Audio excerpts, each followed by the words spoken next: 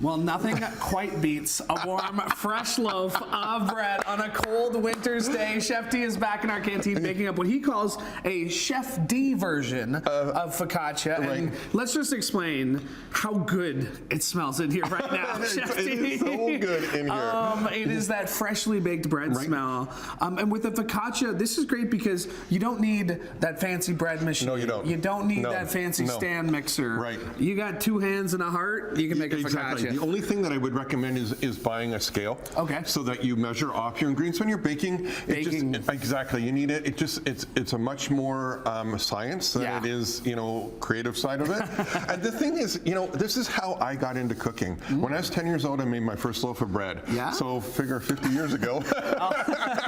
I'm not doing the math. You're doing the math there. Okay, how do we start? Okay, so we got 2 different flours. Now, 1847 milling, I brought them on a bunch of times with you folks. This is their red wheat all-purpose flour. They don't add any, they don't bleach it. So it's a darker flour. So we're going to add 637 grams. I will send the recipe. Okay, we're going to put the exact recipe out. Because we said baking is such a precise science. Anything here or there can totally affect the taste. So then this is Oak Manor organic flour. Again, both these wheats are grown here in Ontario, which is really cool. And then we just give it a quick stir like this. Yeah.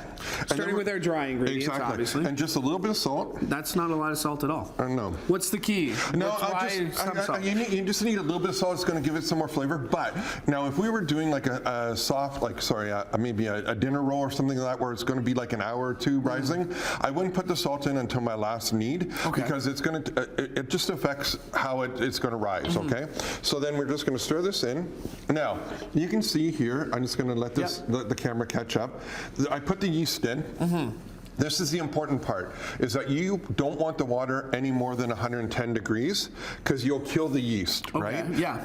And the yeast is a living 100%. So this is standard yeast here. Now you can use instant yeast, and if you're going to use instant yeast, you put the yeast in the dough, like in the flour when you're doing this, and then you add your liquid to it. Okay. The other thing is I do some work out in Cheesewood out in Ohsweken. This is their honey. They have 3 big hives there, and raw honey instead of sugar. Okay. Again, keeping it local. Again, you're not going for a sweet bread here, so you don't need a whole lot of it then, So then this is 6.5 cups of water. This is a very moist dough. This is why you don't need to have, and the reason I chose this is that we don't have to knead it. We don't have to have the mixer going, anything. How much water? Sorry, you said 6.5 cups. 6.5 cups. And then what you're just going to do is you're just going to slowly mix this, all incorporate this in, and then what we're going to do is we're going to let it sit for 24 hours. 24 hours. Is that typical for bread? No, it's not. It's not. The great thing about this is it's going to be in your fridge, and I'm just going to move this over, and I'm going to show. Magic of TV. Here we go. It's going to go to one fridge.